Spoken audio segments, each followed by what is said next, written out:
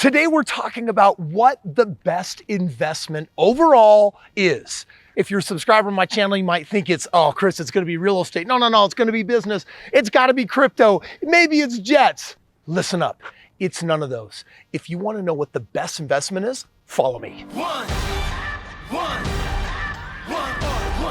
now the future is yours. Go! I'm turning dreams into reality. Yeah. It's one shot, now the future is yours. Go! All right, here we go. We're here to talk about the best investment you'll ever make. And I got a clue for you. It correlates directly with the biggest expense financially you'll ever have in your entire life. Do you know what that is? Well, to talk about what the number one biggest, most important investment is that you'll ever make, let's talk about what you probably think your largest expense is ever gonna be in your life. And it's your relationship with your silent partner, the government. Because guess what? If you financially become really successful and make loads of money, you're going to have some pretty significant taxes to pay. Check it out. Did you know that the maximum current federal tax bracket is 37%? The average state tax is 6%, so 37 plus 6, 43%. I want you to think about that. Like, if you're crazy successful, if I tell you what the biggest, most important financial investment is you'll ever make, and you start making buco bucks, understand that your silent partner, which is the federal and the state, they're going to extract 43% from you. And you're probably thinking, yeah, Kris, that's got to be the biggest expense ever. But you would be wrong. There's actually something bigger and even more terrifyingly more expensive. So what is the most important investment you'll ever make? Drum roll, please. It's... Whoa, Kris, what am I doing in your studio? This is your most important investment you'll ever make. It is your significant other, and she correlates or he correlates directly to a 50% expense of what will go down if you get divorced. So it turns out that the most important investment you'll ever make, I believe, is the person that you're going to commit your entire life to. That just happens to be Colleen, my wife. We've been married for how many years? 20. And we've got 4 children. And man, do we have life going on in such a big, crazy way. But I don't think there would ever be anything more devastating that could ever happen outside of death than divorce. And there's a lot of hacks that we put into our life to make sure that that doesn't happen, because what's the purpose of having all this financial success in the end if it all just kind of goes poof, but in a really bad way? All right, guys, today we are going to talk about 3 of our favorite hacks that we use in our marriage to keep our marriage nice and strong. All right, here's hack number 1. You gotta invest in time together, which means this. University of Lincoln studied a group of 10,000 couples and found that only 11% had date night once a week. So ask yourself, how many minutes do I need to spend each day to make my partner feel valued? Glenn, if we went on a date for 2 hours once a week, like how strong do you think our marriage would be? That's like bare minimum. Even with kids, we actually need to spend time together every day. So you gotta ask yourself, for your relationship, for you to invest in it, how many meaningful minutes do you need to deposit every single day so that you guys can feel like you're growing closer together? Believe it or not, there is a number of minutes. If you do too few, it's going to put you in fear and scarcity. If you do too many, you're probably going to find yourself in abundance. And if you had to make a choice between those two, I'd rather be in the game of abundance than scarcity. So would I. So like, what are some of your favorite minutes that we spend together every day? What do you like? I like going to the gym together. Yeah. I'm pretty good at spotting you. Yeah. When you're lifting like 300 pounds. She's not lying. What else? I like post time after kids go to bed. What do you like doing there? Cuddling. Cuddling. What else? Date night. Date night? What else? Also vacations without the kids. Travel, swimming. It's good. So many different things. The truth is, it takes time, and you got to take time together. And if you don't invest that time in, then no matter how hard you're working at your career or financially pulling ahead, it might all be for nothing in the end. Okay, second hack. Strategize how to evolve your relationship. In a national study by the AARP, 31% of married people age 45 and older reported feeling that their relationship was not meaningful. Sad. I know. In the beginning, relationships are simple, but as life becomes more complicated, the need for strong communication skills becomes essential. And I'm going to tell you right now, when we got married, life was crazy simple. We didn't have kids. We didn't really have much of a career. We went to college. Yep. And that's pretty much all we had. But guess what? Life has grown a lot more complicated and our relationship has needed to evolve. And there's 4 steps of communication that we use to add to our agreements, to our understandings of what we've committed to, so that as life does become more complicated, we are more equipped to step into that and embrace that complexity. Okay, there's 4 steps to develop superior communication. Number 1 is find permission to discuss an upgrade. Which might mean that maybe I have something that I want to talk to Clint about. And I've learned that if I will start with permission, hey babe, there's something I want to talk about. When would be a great time for us to discuss X, Y, or Z? And basically Clint can say, well, I've got some time tonight. Could we do that tomorrow morning?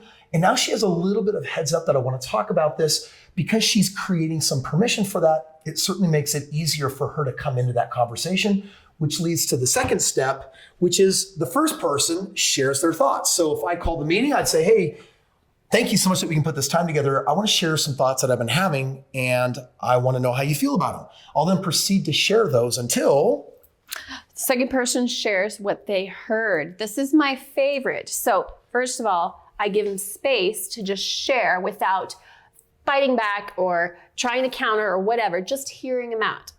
Next thing we do is I say, okay, what I hear you saying is, and then I repeat back what I heard. Now, this is an opportunity for me to correct her if she heard something that I didn't quite say, or maybe I said it a little differently, or maybe I meant it differently.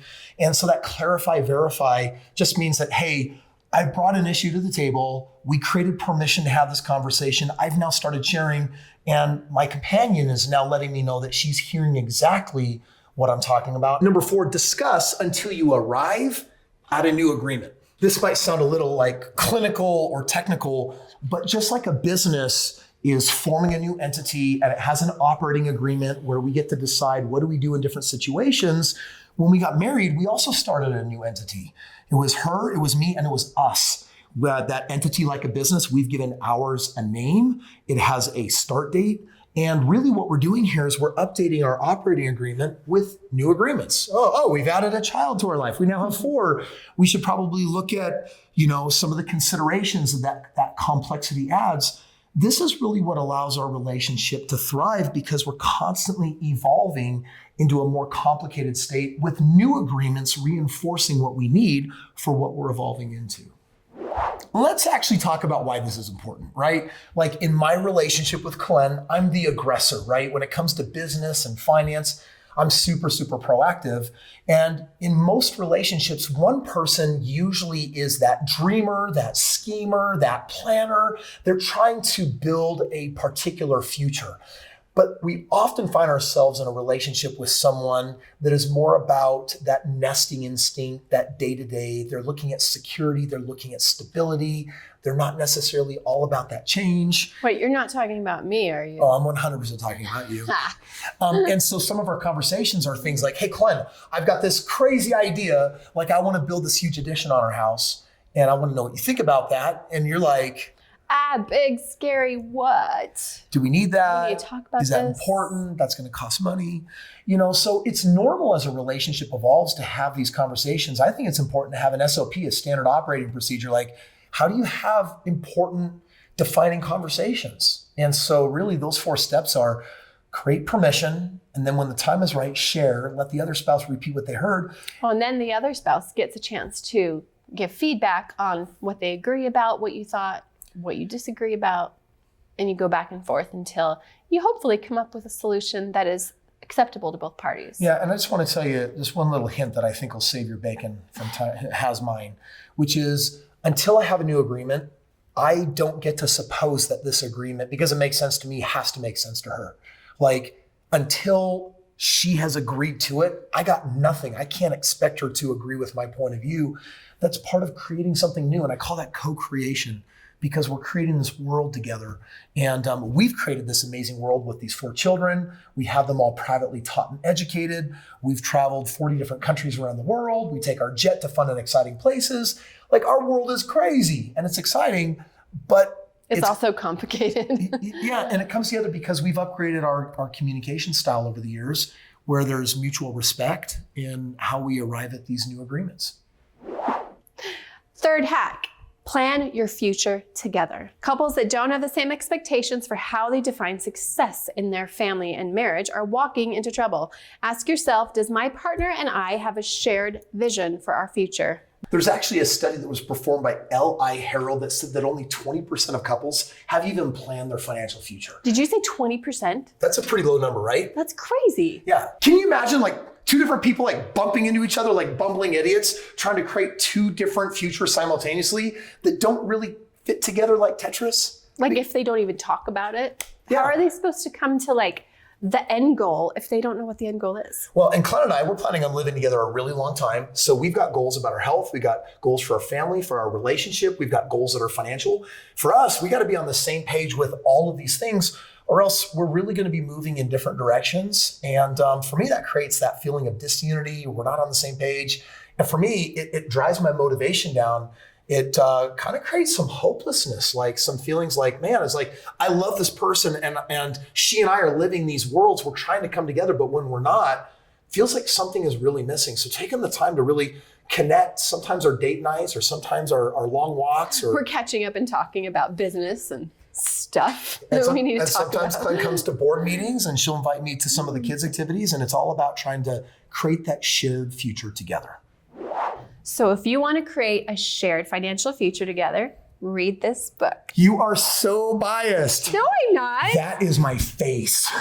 So No, really, it's pretty good. So this book, I really feel almost like we co-wrote it together because we've built this amazing life together based off of the information in this book. We believe there's 5 financial decisions that every couple should make. What it does is it allows the more conservative spouse to be honored, that there gets to be room for stability and dependability and reliability, but it also gives room for the other spouse to actually The crazy co-create. one. You mean the crazy one? The crazy one, to create that really exciting future where someday new things can happen that aren't happening today. This book is a free gift from us to you as long as supplies last, and you'd have to click the link below. And if there's a copy of this, we are gifting it to you. You got to cover the shipping, but the book itself, it's beautifully created, full color. This is my 5th book. It is a bestseller.